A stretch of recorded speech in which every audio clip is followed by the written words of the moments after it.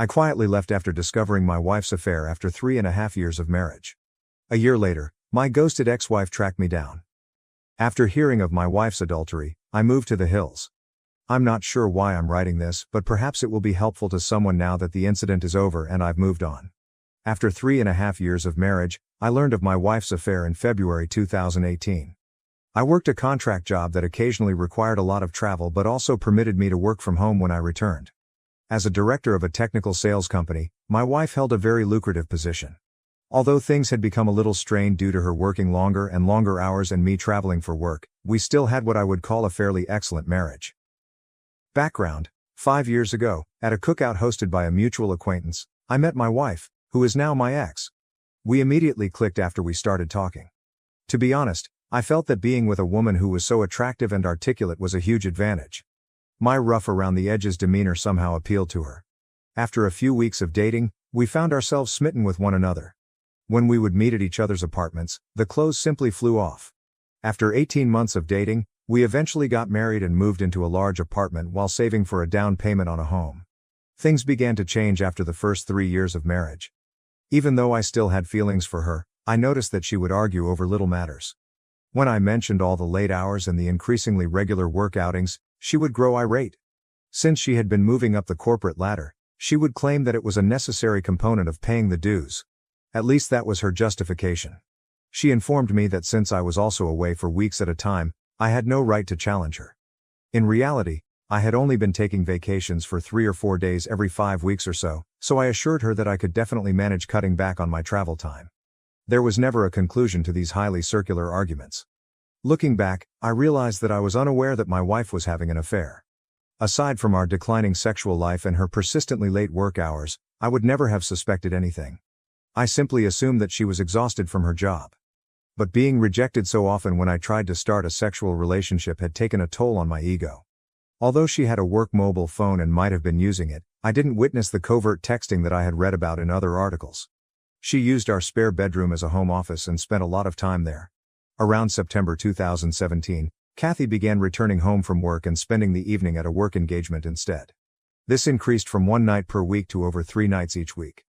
Although I'm not naturally envious, she would undoubtedly be observed by others, and I'm aware that she would need to repel some of the males at her workplace. Despite working with more male CEOs than female ones, she gave off the impression that she was primarily engaged in her job. The first time I suspected she was cheating was a month prior to D-Day. Before returning home, she had made a brief stop at the supermarket. I was asked to assist her with the grocery shopping. Something pink was glinting from just beneath the front passenger seat of her automobile as I was retrieving a few items from the rear seat. It was a bra that belonged to my wife. She preferred ones from a certain clothing store, so I knew it was hers. Looking back, I can see the bra was a warning sign. She always removes her bra first, from under her clothes, when she's feeling very lustful. I'm not sure why, but when I watched this, I felt sick to my stomach right away. I couldn't understand why her bra was beneath the seat. I didn't say anything more. My heart must have been pounding so hard that I nearly passed out, because when I brought the bags back to the kitchen, Kathy asked me how I was feeling and said that I appeared to have seen a ghost. I simply ignored her remark. It took everything I had to conceal my emotions, but I did my best not to appear upset or deceived. I made the decision to try to find out whether or not she was seeing someone that night and the following day. I began to consider all the hints I could have overlooked. Other than the bra, I had no evidence. She works in an office building downtown, and we live in a reasonably big city. I made the decision to temporarily put the affair idea out of my mind and consider giving her more of my attention. I prepared a delicious meal and arranged the dining table with elegant plates, silverware, and candles one Friday after work. I purchased an arrangement of flowers and a lovely bottle of wine. I pointed out the dinner and everything I had made when she arrived as usual, breezing in after work. She apologized and said she was sorry, but she had to go to a neighborhood hangout to meet up with her coworkers. She mentioned that she needed to take a shower first but that she could have a small snack with me before she left. I guess I went utterly silent because my insides flipped on me. I won't explain the type of anger I was experiencing at the time, but I had had enough. I took my work cell phone and threw it in her back seat while she was taking a shower. I had been considering this as a means of using my own phone to find her. I walked into the kitchen after that and threw the food and flowers in the garbage. After taking a shower, she got ready and looked stunning as always. "All right, let's eat," she said. "Never mind, go out with your friends," I urged her. She asked me if I was angry after giving me a weird look. "I'm sad that you never want to do anything with me," I said. She got upset and sarcastically remarked on my short fuse while telling me to stop acting like a kid. I muttered, "Foolish me," as I stood there allowing everything to settle in. For once, I felt we should spend the evening together. She simply gave me a sly smile and stormed off. I pulled out my second phone and began following my work phone when she departed. About 20 minutes away, at the bar she often visits with her coworkers, I caught her stopping. I made the decision to go find her automobile. Indeed, it was in the parking lot of the bar. I waited to see if I could see her in my car across the street. I felt completely different, like a stalker, but I told myself that I had to calm my fear of her whereabouts. I observed her leaving the bar with a man about an hour after I got there. He had the appearance of an executive from her company. He took hold of her, drew her near, and planted a kiss on her lips. My body was totally numb, and my stomach started to clench up. They went to a different vehicle and climbed in together. When their automobile pulled out, I tried to keep up with them. You guessed it, they drove to a hotel 10 minutes away. As I stopped on the street beside the hotel, I saw them exit, holding hands, and enter. I'd seen enough. I felt foolish. I began pounding the steering wheel with my fist. That was it? Something went totally blank inside of me. I'm not sure if I had an out-of-body experience or blacked out, but as I got better, I felt like I wanted a drink. At this point, my life started on a path I never would have imagined. I simply began to drive out of town, replaying all that I had just seen. I was crying out of anger, as much as I hate to admit it. I located a pleasant little tavern on the outskirts of town, some 30 miles away, and stopped in. I ordered a drink while seated at the bar. The bartender, a lady, said that I looked like someone had taken the wind out of my sails, so I guess I looked like death warmed over. I answered, half smiling. "You could say that." A man sat down beside me and struck up a discussion. Even though I didn't feel like talking, there was something about this guy that put me at ease. We struck up a conversation, and eventually my wife's infidelity came up.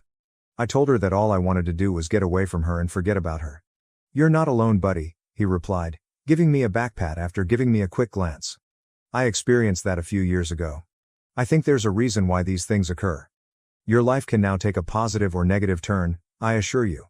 At this point, everything is totally up to you. His remarks, for some reason, jolted me out of my gloom. Even though I was aware of my pain, I've always been able to see things rationally, and he was absolutely correct. We identified ourselves. Ray was his name. I really liked his salt-of-the-earth vibe, even though he was more of a country guy. "When are you going to move out?" he inquired. I suppose I never thought to look that far ahead. I had a fight-or-flight response going on, and I knew I didn't want to be around this woman any longer. "I have an idea and I feel very sympathetic to your situation," Ray added. "When the time comes, I have a mobile trailer on my land in case you feel the need to go. It might require some work and isn't very good. Why don't you visit and see if you could imagine yourself briefly residing in anything like that? I'll give you a terrific bargain on it, at least. You could even park it on a lovely piece of property I own. I would appreciate it if you could watch it for me. It could be beneficial to escape your predicament, just a thought." I took a moment to comprehend his concept. Hell, honey, if I could have escaped my crazy ex-husband years ago, I would have jumped at the chance to go live in his trailer or anything just to get my head on straight, added the bartender, who had been listening in on the chat. Perhaps this was just what I needed, but I felt as though I had wandered into the twilight zone. "Yes, I'll think about it and maybe check it out," I said to Ray. After a while, we split up and agreed to get together at his house in a few days. I began to feel as though I had some perspective and an opportunity to escape what I thought was a terrible heartache combined with a nightmare. I knew one thing for sure: I would never, ever want to spend time with my wife again. I find cheating to be so disgusting, and it has always been the one thing I thought I would never put up with. I sat on the couch when I arrived home that evening after Kathy. Kathy asked me where I had been when she came out. "Where have you been?" I questioned, turning to face her. "You know I went to grab drinks," she said. I directly inquired, "Are you having an affair?" She appeared surprised, but she soon collected herself and responded, "No, why would you ask me that?" I informed her that I had heard she might be seeing someone at work. "Who told you that?" she said. "Someone I know," I said, but I kept the name a secret. After saying, "You're being ridiculous," she accused me of being intoxicated and insane and inquired about my whereabouts. "We're going to a bar to enjoy some drinks with our friends," I remarked. Despite her obvious desire to ask more questions, she returned to our bedroom and went to bed. Now that I had proof that she had been deceiving me for months, I made the decision to sleep on the sofa. I couldn't sleep at all because I kept seeing her in bed with this guy. I felt sorry for myself, disgusted, and hurt. But then I thought about Ray's trailer. The thought of it cheered me up, and it was almost like a revelation. Something must be wrong with me since the fight or flight response automatically activated amid the pain I was experiencing, and I preferred the flight response. We didn't talk much the following morning and carried on with the weekend as if nothing had occurred. I scheduled a meeting with Ray a few days later. I noticed that Ray had a lovely ranch when I got there, and the trailer was actually quite nice, about 26 feet long and fully furnished. It brought back memories of a fun spring break trip I took with pals while I was in college. Ray accepted the money I offered him for the trailer. To be honest, I almost took it from him. I drove over to see his ranch property after he gave me directions. There were hiking and biking paths close by, and the area was lovely, with lots of trees and scrub vegetation. Ray had a little cabin on a hilltop overlooking the property, with electricity and water accessible for the trailer, and it was close to the foothills of some mountains. Ray promised to set up the trailer for me and pull it to the location. I tried to get Kathy to come clean over the course of the following few weeks, but all I got was gaslighting. I even bluntly warned her that there would be no turning back if I discovered she was cheating. As a result, she became even more engrossed in her affair fog, and began to lash out at me with denials. I nearly laughed at how awful the denial was. I scolded myself for not capturing pictures of the two of them, and I had no tangible evidence that she had cheated. I decided that I wanted to leave this marriage after going through this emotional anguish. Instead of communicating my feelings to Kathy, I simply began planning. While she was at work, I started quietly removing my possessions from the apartment and transferring them to the trailer. At least I felt like I was doing something about it. I saw a difference in Kathy during this period. Although she had been behaving more politely toward me, I believed it was too little, too late. I felt I needed a break too, so she kept going on company outings, after work. One night, I got ready too, just as she was leaving. After glancing at me, she inquired about my destination. All I said was, meeting up with some friends. You wouldn't enjoy all the shop talk, and you don't know them? I interrupted her as she began to ask more questions. She used to say precisely this to me whenever I asked if I might accompany her on office excursions. All right, have a good time, she added, with a somewhat offended expression. I definitely will, I replied. I began making new acquaintances while working on the trailer and hanging out with Ray at the bar. I felt better after spending time with Ray's wonderful family and friends. I also made the decision to cut back on my drinking because I didn't want to form any unhealthy habits. I knew better than to drown myself in sympathy, even though it would have been so simple. At this point, Kathy informed me that the next week she would be traveling for work. She stated the executive team and a few department heads were going when I inquired who was going. I hope you have a great time with your boyfriend, I added, glancing at her. I immediately regretted saying that because it sparked a furious argument. Although, as Ray had informed me, it didn't really matter, I now regret not knowing more about her affair partner, AP. It doesn't matter who the other guy is, Ray replied. The fact that she chose to leave you is all that matters. She destroyed the marriage, whether she admits it or not, brother, facts are facts. Ray ought to write a book for the betrayed. Damn it. I had the ideal opportunity to move out entirely during Kathy's work vacation. When she was gone, I collected everything valuable that was mine, including clothes, laptops, and equipment. I didn't take any shared goods or furniture. I left a note before I left. It was a lengthy explanation at first, but I chose to make it brief. I wrote, I hope it was worth it on a piece of paper. On top of the note on the kitchen table, I set my wedding ring. I felt like a great weight had been lifted as I left. I was liberated. The hurt would take time to heal, and there would be baggage to cope with, but I had started. I needed time to myself and to swiftly and quietly get rid of her. The fact that I hadn't challenged her or coerced a confession didn't make me proud. I hadn't screamed or shouted. She didn't deserve it, in my opinion. She disregarded everything we owned, including our plans for the future, our aspirations for a home and a family, and now it was all gone. There was no turning back. I owed her absolutely nothing. She could handle the consequences. I hadn't planned anything or called a lawyer. I just wanted a new beginning and some clarity. The air from the mountains was just what I needed when I got inside my trailer. I resumed running the next week, and it was wonderful to be alive. Kathy texted things like, "We just landed," "We're having a team dinner," and so on while she was away. "Where are you?" was the question in a few mails. "Why haven't you gotten back to me?" I didn't answer. My phone exploded with calls and texts when she got home. She kept trying to get in touch with me, but I ignored her. Her mother also tried to phone me after the first day, but I didn't pick up. She didn't try to engage my father because we aren't close and he is the only member of my family that I still have. Her messages grew more urgent after she was ignored for a week. "What is this?" was one of the texts she sent. "We must speak. I'm not sure what you believe you know, but nothing is happening. There isn't an affair going on." She finally texted me after a week of not answering, saying, "I'm sorry things got out of hand. It didn't matter that I was involved with someone at work. You were absent a lot while I was preoccupied with my work. I simply made an error. I intended to terminate it." An error? I had been waiting for this confession all along, yet somehow it only made me detest her more. Why was she unable to be truthful? I didn't have any dreams about a future with this woman. Errors don't persist for 6, 8, or a year. Her pleas for me to return and work on the marriage eventually grew pitiful. I refused to respond to her even after she stopped bothering me for a few weeks. I didn't want her to learn where I lived or to snoop around in my life. I didn't want my haven to be destroyed by this woman. She then began sending nasty texts like, "You're a coward one day. You refuse to speak to me. You have no regard for us. Come home, please, so we can discuss. You're where? I am able to visit you. Paul, please let's chat and make things right. Damn it." Although I don't recall all of the texts, they all appeared to be excuses with minimal genuine regret. In one ear, I let them go, and in the other out. After a while, I switched my mobile number. Update: June 2018. I received an email from Kathy informing me that she had hired a lawyer and was going to file for divorce. I just said, "Okay, that sounds good."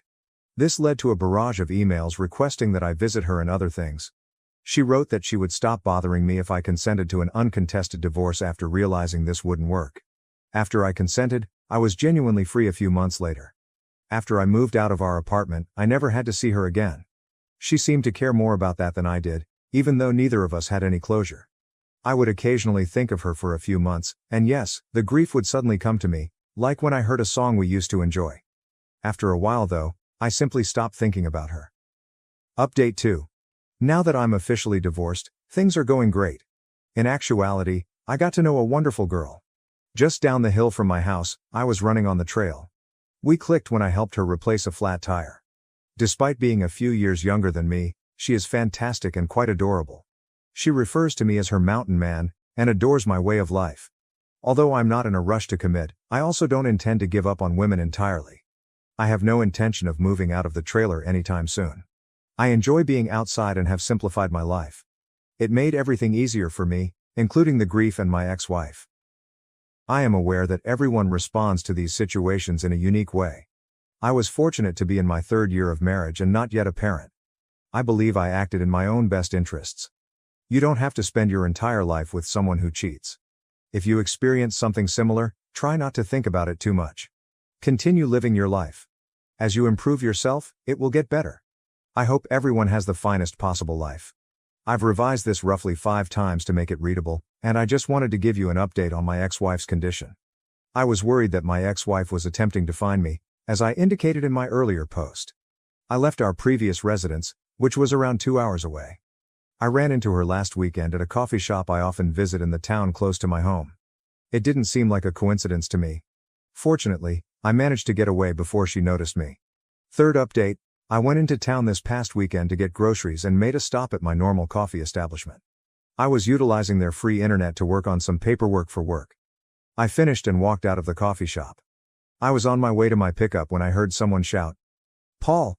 When I turned to look across the street, I saw Kathy. I was being waved at by my ex-wife. Finally, Armageddon had arrived. She hurried across the street toward me, and I stood there in disbelief. As though anticipating an embrace, she walked over and extended her hand. I stopped her in her tracks by instinctively holding out my arms with my palms up. She appeared to be in severe pain. Then she added, "I've been searching for you, Paul. I've wanted to see you since I heard you moved here. Can we have a conversation?" Guys, I felt like an animal confined in a cage. Yes, I did. "All right, let's find a table or something and we can talk for a minute," I finally gave in. When she asked if we could come to my house, I firmly refused. At the end of the street, she trailed me down to a bench outside a small store. She began by remarking on how much I had changed and how much she liked my new appearance, beard, and level of fitness. She raved about how much my body had changed. Wearing a tank top, small white shorts, and her hair in a ponytail, just like I used to enjoy, she was really putting on the charm. I had my radar set high. She was clearly attempting to activate the sex appeal. I needed to control myself so I could see where this was headed. She began by saying she was sorry about the affair. She claimed that after I left, karma had severely impacted her.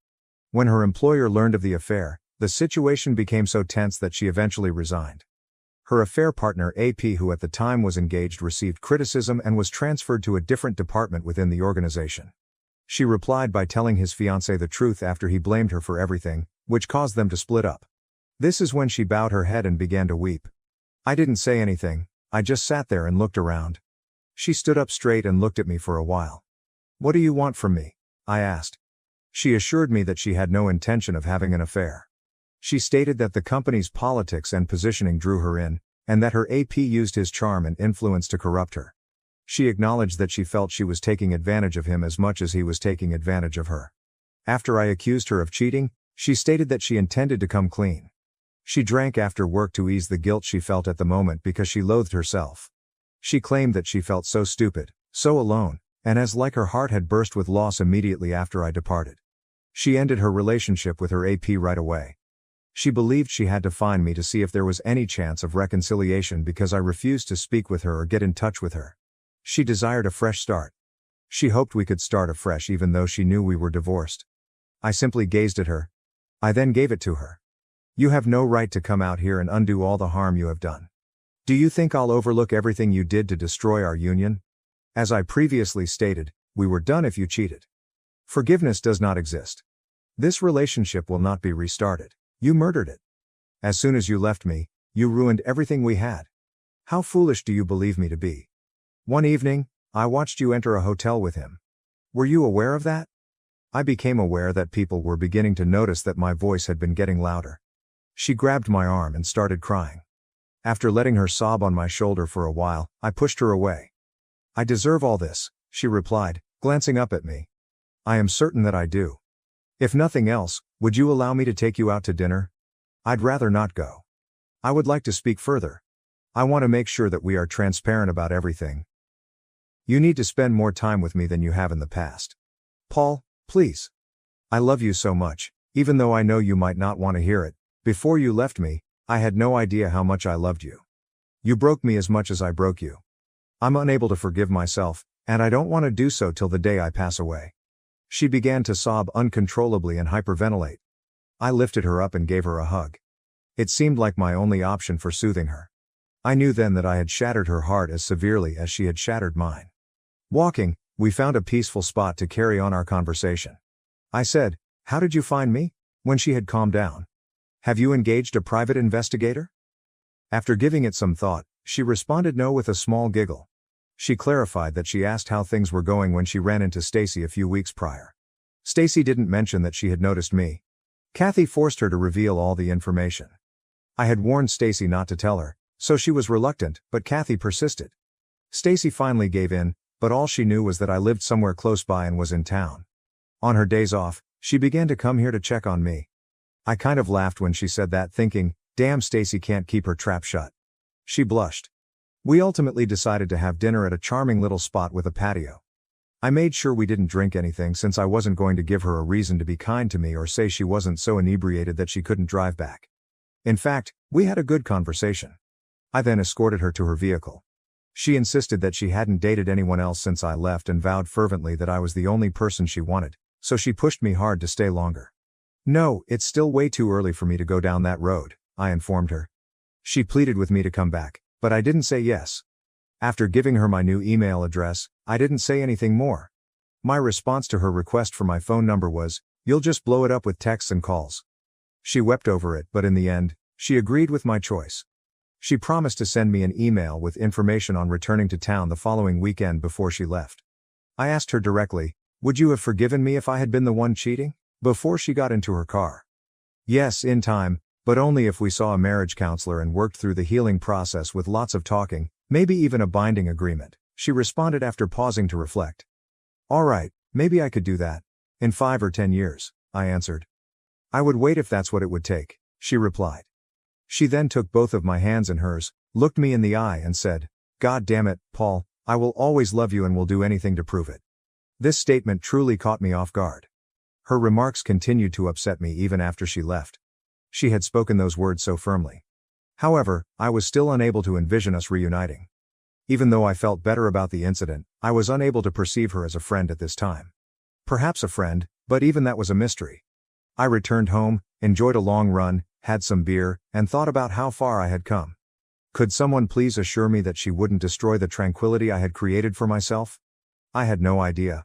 I had the luxury of time to sort through it and get perspective, but it was all still too vivid in my mind. Last update. Most likely, this will be my final update. When I first uploaded my story to Reddit, the moderators kept taking it down.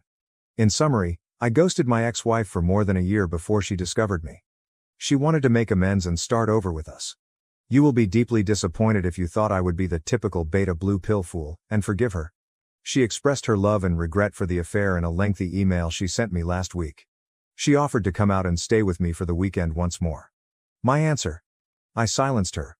I informed her that I had no plans to make amends with her. I'm totally happy living alone, taking advantage of my secluded position, and keeping things simple. At 32, I'm not in a rush to make changes. I have my own self-determination plan and have enjoyed the company of a few women and friends. I made it clear in my email response that I had no intention of reconciling and declined to provide her with my phone number.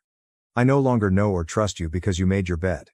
I hope the best for you, and perhaps we might become friends in the future, but not right now. She was annoyed by my evasiveness and responded in a telling way.